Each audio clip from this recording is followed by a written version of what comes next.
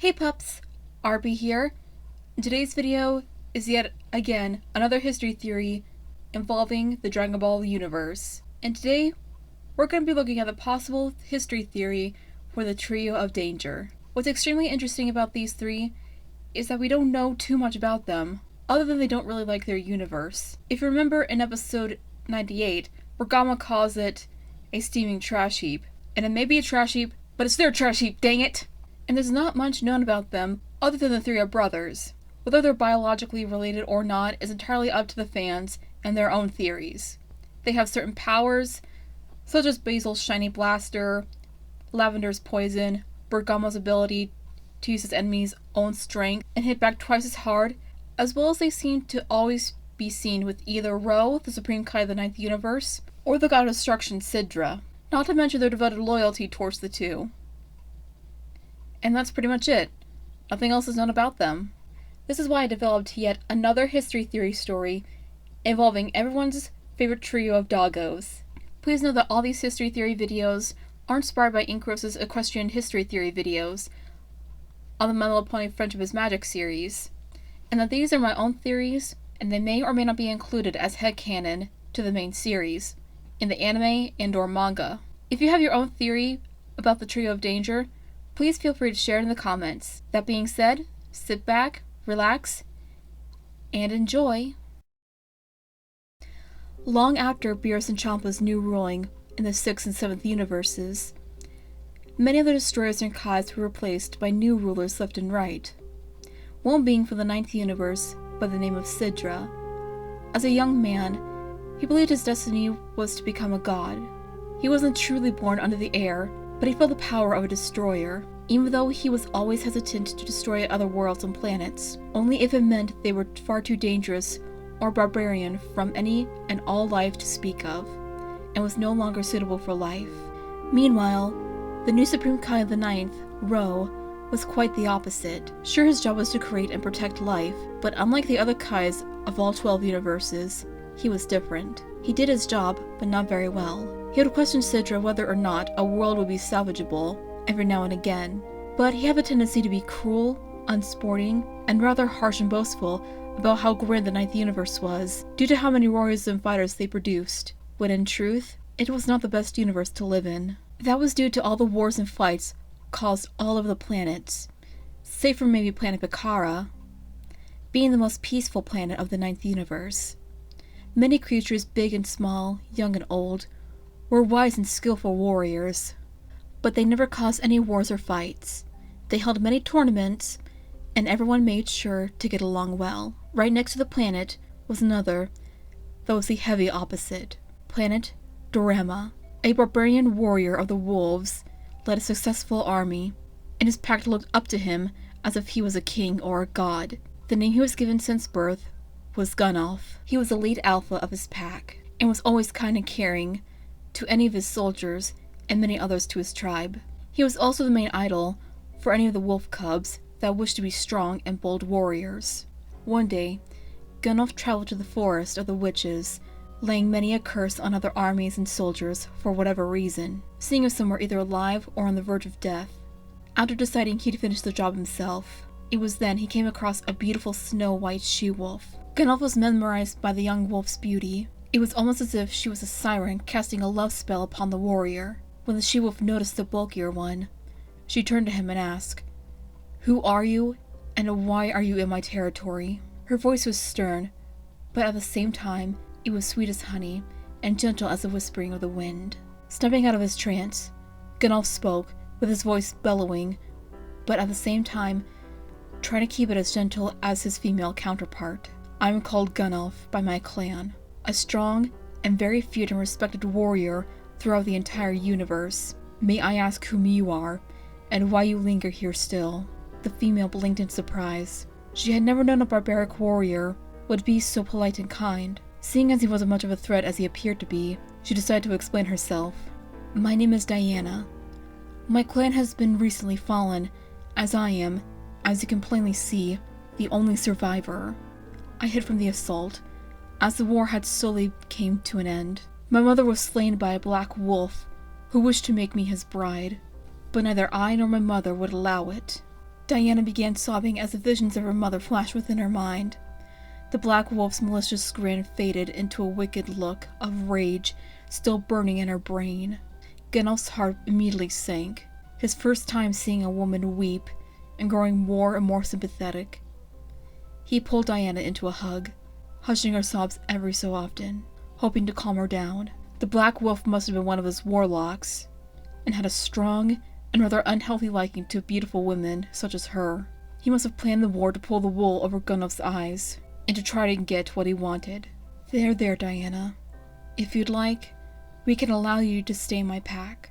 I will make sure the Black Wolf pays for his crimes. Gandalf coaxed as Diana gripped onto the said warrior, embracing him one more. She sniffed, and uttered out her gratefulness for Gandalf's kindness. Oh, thank you, Gandalf. I promise you not to be any trouble to you or your pack. I promise you. Gandalf smiled at the White Wolf Witch. Think nothing of it, and I know the perfect job for you, my dear. How well are you with healing others in sickness and or injured? Very, if you must know. Diana spoke with more joy hinted in her voice. My mother taught me many things about healing herbs, and creating medicines and cures to heal the sick and the wounded. Gandalf grinned, granting her the new title of the pack's medicine woman. The minute he returned with her to his army, he pointed at the Black Wolf and snorted, You are the cause of the innocent's demise, and your selfish wishes caused a great war upon this woman's home and family. The Black Wolf, known as Alice, croaked out, But if the lives were taken away, it is not my fault. If anything, it's that gypsy witch who started the war. Gandalf glared with burning embers in his eyes. The blood of her people is on your hands, Alice. Because of your selfish needs and disgusting wants for a woman as young as Diana, I, Gandalf, Alpha of my tribe, banish you, Alice, an elder of black magic, to the mountains to which there is no return or redemption for you. As Alice was about to protest, Gandalf commanded his men to take him away. As he was dragged away, Alas muttered a curse under his breath that he returned one day when they least expect it. As days turned into weeks, and weeks turning into months, Gandalf and Diana grew closer and closer each and every day, Gandalf leading and training his men whenever a battle ensued, while Diana healed the injured and tended to the ill and still wounded, making sure they were all strong and healthier than they were before. One day, Diana surprisingly wasn't seen at all during the day, as others began to ask questions saying, "Where's Diana? Is she doing well? She hasn't fallen ill, has she?" This all concerned Gandalf deeply. Wanting to see if she was well, he headed inside of Diana's tent to check on her. "Diana, are you alright? The others are concerned about you and asking where you've been." Gandalf sat down beside his love, holding her paw, all while she smiled lovingly. "Well, Gandalf, it is just..." She stopped herself, not knowing what to say, trying to find the proper words to tell him. "Just what?" Gandalf repeated, confusion and concern slipping around within his voice. Diana smiled brightly as she announced proudly, "I'm going to be a mother, and you are about to be a father." Gandalf's jaw dropped at the sudden news. He could only rejoice with excitement as his eyes swept tears of joy. It was a rarity to see, let alone hear, Gandalf cry. His warriors and other pack members were rightfully concerned. If she had said something to cause the strongest and bravest leaders to weep in such a way. When he left Diana's tent, he announced proudly to everyone, with his voice booming with pure happiness, that he was about to become a father and have an heir. His people cheered with pure joy and excitement, happy to see a new future pack leader to take Gandalf's place, and congratulated Gandalf for such a magnificent achievement in his life. Other than being a strong warrior and a brave leader, Gandalf was like every other man in the cosmos, dreaming to have a family and become a father one day. The months passed on, as Gandalf and his pack traveled to various other places on the planet, mainly to find a calm place for Diana to birth their firstborn. It was hard to find a calm and peaceful area for his beloved wife, until he found one inside of a cave. It wasn't the most glamorous place to give birth to a newborn, but it would have to suffice. During those months of travel, Diana had gotten closer and closer to the day their child would be born, though Gandalf had all the time in the world to find a location that was closed off from the chaos. He had fought off many foes and monsters during the travel to protect his dearest Diana, which only delayed the search further and further. Soon the day finally arrived that their first child was born, a boy pup, born with a navy blue fur coat. Both Diana and Gandalf wept with tears of joy, seeing and holding the little pup in their arms. Gandalf's grin widened, happy to have a son. So, what name are you going to bless him with, my dear? Gandalf asked, glancing up at his dear wife. Well, Diana began, I've decided to allow you to name the firstborn, my dearest Gandalf. Gandalf was slightly taken aback at Diana's request, but happily accepted. Well then, his name will be one of a powerful warrior like myself. I know he will follow my footsteps. He will be sure to put all of his enemies in fear, and to make them shudder at the very mention of his name and his power. Gandalf gently petted the newborn's head, causing the little pup to yip quietly. My son, your name is Bergamo, after one of our bravest and strongest leaders, your great-grandfather. I know you will become a strong warrior as I teach you the ways of our people. As days turned into weeks, Gandalf and Diana kept a close eye on their son. Time passed as their firstborn began to be more and more curious about the world around him. By the time he was 6 months old, he had already impressed and surprised his parents. One day, he noticed his father lifting up rocks and boulders twice his own size. Diana gave Gandalf a concerned look. Gandalf, I don't believe it's the wisest idea to do this in front of Bergamo. He's just a pup after all. Gandalf chuckled. My dearest, I wouldn't worry so much about him. Bergamo only wants to watch, and he's still far too young to understand. The warrior was soon taken aback. Once he watched the pup crawl over to a rock that was twice the little one's size and lifted it up, his tail wagging and panting all the while. Both Gandalf and Diana were shocked and surprised at the little one's strength. He hadn't even passed his first birthday yet. Gandalf laughed with joy and excitement. That's my boy, he shouted with such pride, his booming voice announcing of how proud he was of young Bergamo. And the young one's surprising strength caused such a stir among the pack members. They all murmured and cheered for the little one. Within the next year, Gandalf had already planned on teaching Bergamo the basics of battling, and finding one's true inner strength, but figured he'd still be too young to understand, let alone train. Maybe after he and Diana decided to have another new pup added to their happy family. The plan was already taken upon. Diana had later announced she was great with another child. Gandalf grinned and cheered, happy to have another pup added to the litter. Bergamo, on the other hand, wasn't too sure about the idea of having a new sibling, but seeing as he was about to be a big brother, he decided to take it upon himself by gathering up his courage to ask his father to train him. Father, the young pup began, since I'm going to be a big brother soon, I think I'm old enough to... Please? He timidly asked. Even though Bergamo had proven to be the strongest pup, he was also rather timid and shy, but his parents knew he would grow out of it someday. Gandalf grinned and picked up his son. My son, I know you're still young, but you've already proven yourself since you were a baby. I was going to wait until you were old enough, but since you're determined, the answer is yes, my boy. Bergamo smiled brightly. His eyes twinkled with excitement and his tail wagged with great power. It was almost as if he was about to create a hurricane. Hugging his father, he thanked him greatly for his future training.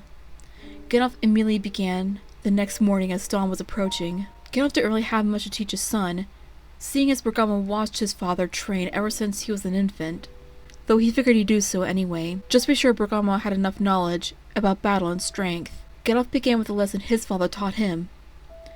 Bergamo, before we begin the physical basics, there's something I wish to tell you that my father once told me. The masculine grey wolf spoke, keeping his gaze on the horizon. The horizon? The land we're on? This whole planet is our home. He then glanced over at the pack of wolves.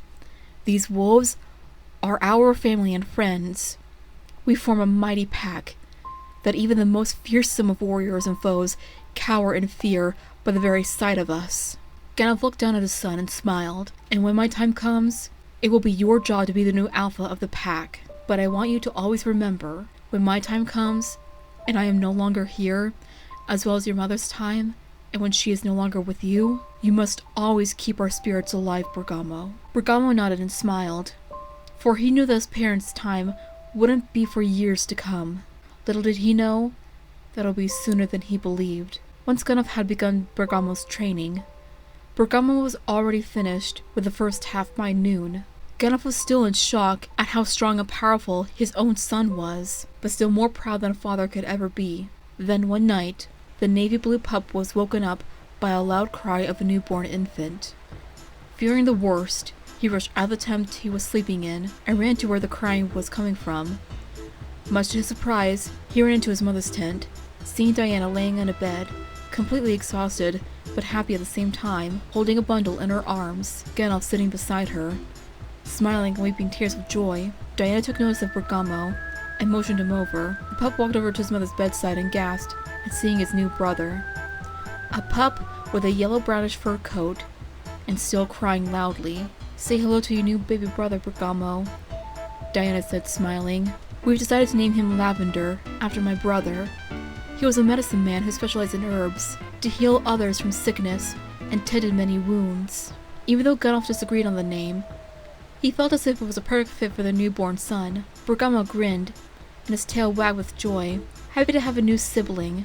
Ever since Lavender's birth, he found no interest in training, and just wanted to have fun. Bergamo didn't mind playing with his new baby brother. Ever since he started training, he didn't have time to play with other pups. He was glad to be a kid during his spare time, after training, and spending time with Lavender. Lavender wasn't just playful. He too possessed strength and power of that of his father.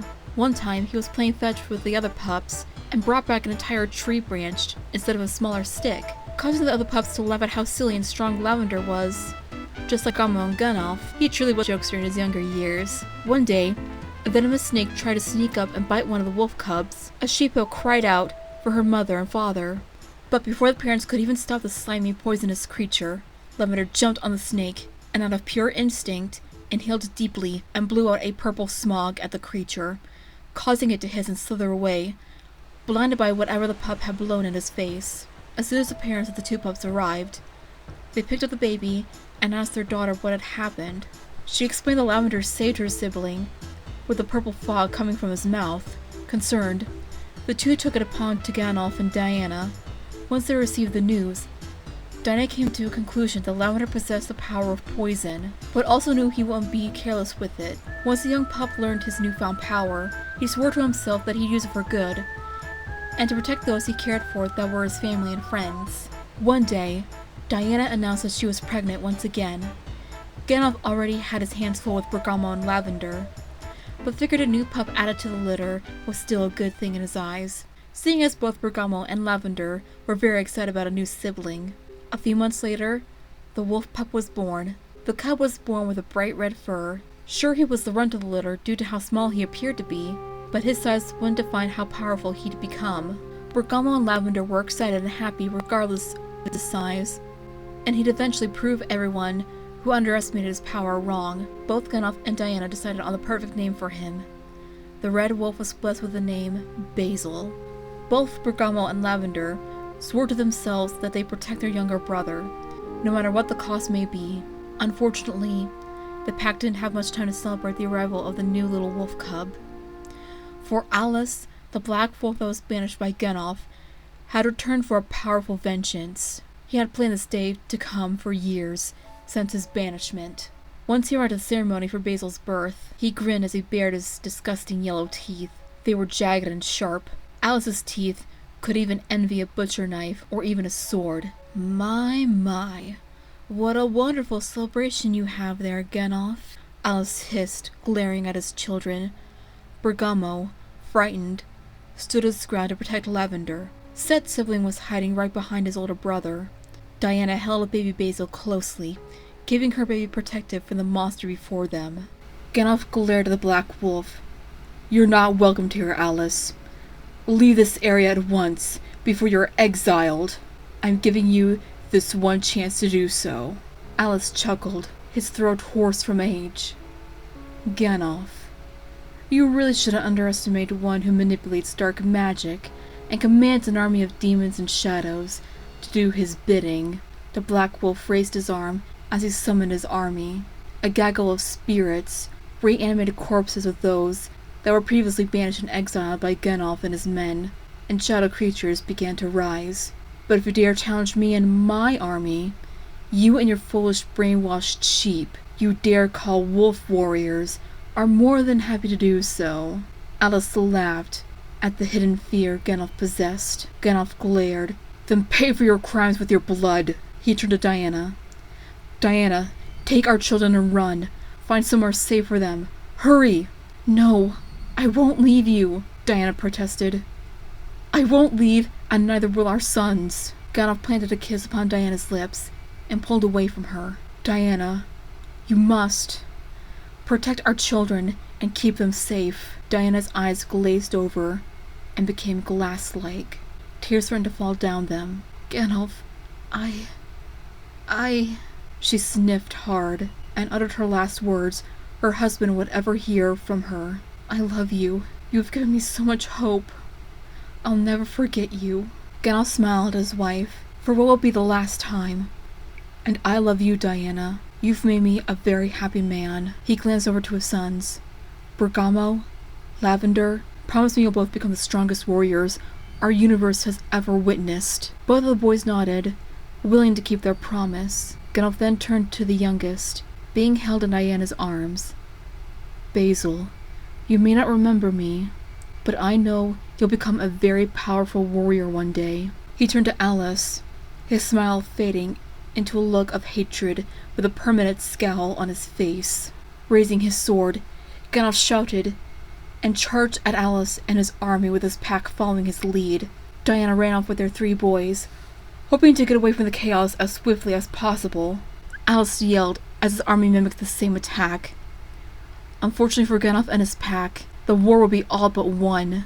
Alice grinned as the army of darkness and undead tore through Gandalf's men in a breeze. Gandalf was about to slice away at a corpse, but his attempts were futile as the warrior sliced at his torso, causing him to scream with such agony as the blade cut through him and began to burn, a flame burying itself deep into the barbarian's flesh. Alice grinned as Gandalf began to grow weak, with his shadow warrior clawing at his back, creating a huge burn mark that stung as if 1,000 hornets swarmed him. The Black Wolf's grin widened with glee and pleasure, and the one who banished him felt the pain. Alice slowly made his way towards the injured leader and grinned, wielding Gandalf's sword as it fell to the ground. What did I tell you, Gandalf? You will regret the day you banished me, he said, stabbing Gandalf through the heart. And now, I banish you. He laughed as Gandalf writhed with agony and taking his last breath, and now wishing his wife and sons to leave this land to safety. Diana continued to run, not daring to look back, for she could hear the footsteps of a stray shadow creature following her, its feet pounding the earth as it drew itself closer and closer to her and her sons. Diana knew if it caught up to them, surely it'd kill her babies first before getting to her. She had no other choice. She had to keep her sons protected. She stopped and handed Basil to Bergamo. Boys, run! Bergamo, confused but frightened, now holding Basil, began urging Lavender to follow, but the middle brother wouldn't listen. He wanted to stay and protect his mother. Diana took a fighting stance and kept her sons behind her. Now! Run to safety! Bergamo, finally getting Lavender to budge, ran off with his siblings as their mother fought off the shadow creature with all the strength and force she could muster up.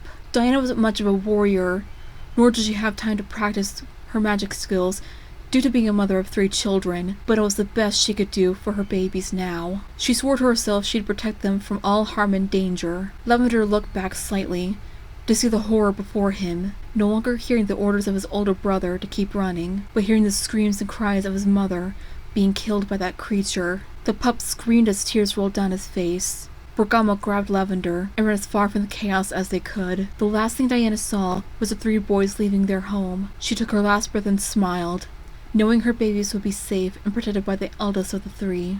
Hours after running, Bergamo panted heavily, wanting to catch his breath, sitting down on the ground and still holding his baby brother, who began to cry, sensing the danger. He did everything he could to coax the youngest to be calm. Lavender, however, was silent as his pupils sank into his eyes, tears falling down from his eyes, down to his cheeks, the look of his pure innocence leaving altogether After seeing the scarring image of his mother being taken away by that thing, Bergamo took notice and put an arm over his younger brother. Silence filled the area. Bergamo swore to himself that he'd protect his siblings no matter what the cost may be. Years passed as the trio were taken by a woman, and the trio now lived in an orphanage. Basil, being the smallest and youngest of the group, always wanted to show he was just as tough and strong as his older siblings, always being sick and tired of being the baby of his small family. Lavender always isolated himself from the other orphans, and was rarely seen without either of his brothers. Bergamo, clearly being the oldest, always made sure his two younger siblings were kept safe,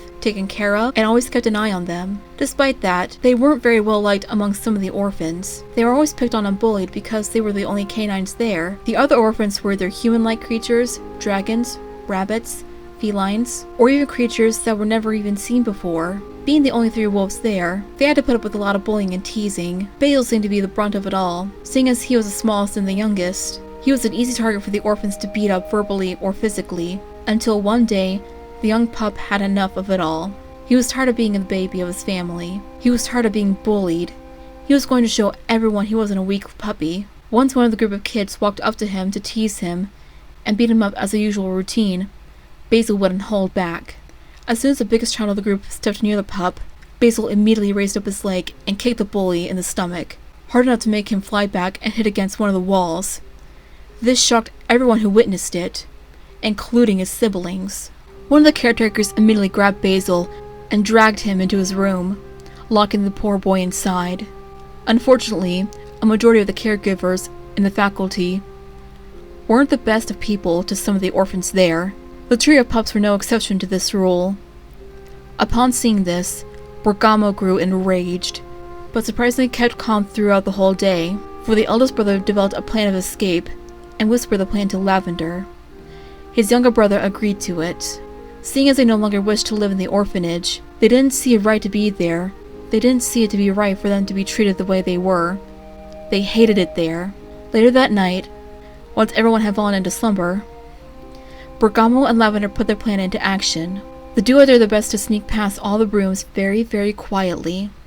When they entered a room where they kept all the keys in storage, making their way as quietly as possible, they managed to find the key to Basil's room. Running down the hall, trying to be careful not to wake anybody up, they made it to Basil's room. Unlocking the door, they ran to him and hugged the youngest brother of the three. Bergamo told him and Lavender they were breaking out of the orphanage and leaving on their own. The eldest walked over to the window and opened it with all the strength and force he could muster up. When it was finally opened, he and his two siblings jumped out of the window, thankfully with the ground not being more than an inch, and took off into the world. With Bergamo being the oldest, he was able to take care of his brothers and provide them with the main necessities: food, clothing, and shelter. Though the shelter was always temporary, the three always looked out for each other. The day Bergamo found out his powers was the same day a wonderful thing happened. Bergamo was defending his brothers from a group of gangsters. One of the gang members punched Bergamo hard enough to cause him to double over in pain. The wolf then opened his eyes to find he was twice his own size. This surprised even his siblings. Bergamo noticed his fist was glowing a bright orange. Grinning, he punched the gang member that stood before him. The other two took off running as Bergamo let them. He then shrunk back to his original size, turning to his two younger siblings, making sure they weren't too terribly injured. Upon looking them over, he noticed three figures across from the corner of his eye. He turned towards the figures and noticed they were human-like. Bergamo stood and took a defense stance, wanting an immediate answer, keeping both of his siblings behind him, and ready to order them to run or attack in case the three other beings attacked. He glared at them. "State your business," he bellowed, but at the same time kept as calm as he could. Two of the figures stepped out into the light so Bergamo could get a closer look and a more clear image of the two. The one on the left had an odd hairstyle, and his skin was a greenish hue of sorts. The one on the right was a little shorter, having a darker green skin color and a large red-orange beard, and the top of his head was bald and surrounded by whatever hair was still left. "Allow us to introduce ourselves," the taller of the two spoke. "I am the Supreme Kai of this universe, the Ninth. And this gentleman next to me is Lord Sidra the Destroyer." The Kai spoke as proper as he possibly could. Even though properness was out of his character, and only did so to make a good impression on the trio of dogs before him. Bergamo rose a brow in confusion. "Why are you here?" he questioned, still protective of his brothers. "For you," Sidra spoke next. Even though he let Ro, the Supreme Kai, do most of the speaking, we've been looking for some rather powerful warriors, and you three seem to fit the bill. Sidra closed his eyes. Unfortunately, this planet's about to reach its final years in this part of the galaxy. The second we witnessed how powerful you three were, we've talked it over and decided to let you stay with us. Sure, Sidra was a destroyer, but he wasn't heartless. Ro, on the other hand, was rather harsh, and seemed to be more of a destroyer rather than the other Kais of the cosmos. But at the same time, he still had some care about others despite whether they were warrior material or not.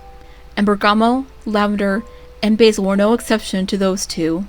Clearly they've been through a lot in their life, and they at least deserved a home. Bergamo had to think this over. He and his brothers didn't admire the lavish and luxurious lifestyle, whether or not it was a god or a rich individual. They always enjoyed their lives as free men, even if they had little to no money to their name. But this was their one chance at having a good home. Clearly they didn't want to pass this up. Bergamo eased his stance, closed his eyes, and bowed his head. He walked up to the two and got on one knee and looked up at them. "My lords, do you mean what you say? About giving us a home, I mean." Both Sidra and Ro nodded. "Of course. You have our word, my boy." Ro grinned. Bergamo rethought this for the final time. They'd finally have a home, or a temporary one at the very least, until they could find another.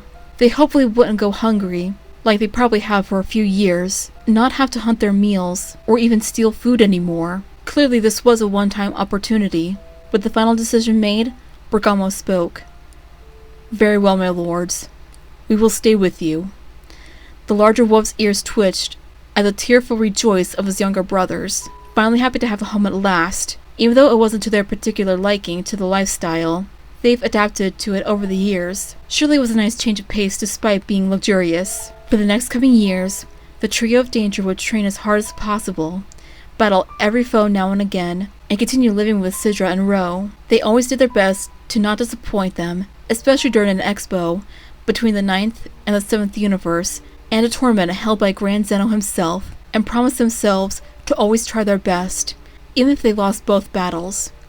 But that is another story. I hope you guys enjoyed this super long Dragon Ball Super theory regarding the history of the Trio of Danger. If so, be sure to mega punch that like button, and if you want to see more videos like this, hit the subscribe button to join the Pepper Pack today, and if you want to be notified for brand new uploads, be sure to ring that little bell. Special thanks to my Patreon Patreon for their support, and if you want a shout out and specialized rewards and want to support this channel, my Patreon as well as my PayPal are both linked in the description. If you want fan art featured, be sure to follow and tag me. Be sure to follow and tag me on all my social links in the description as well. As always, I'll see you next time, pups. Stay awesome, stay strong, and stay beautiful. Don't you know I'm unstoppable? Don't even try, 'cause you will fall. I got a strength deep in my soul that give me courage and control. I'll go beyond the limit break. The universe is mine to take. I have no fear, I think it's clear. Let's kick it up into high gear. This is Dragon Ball Super. We've got the skills to blow Zeno away.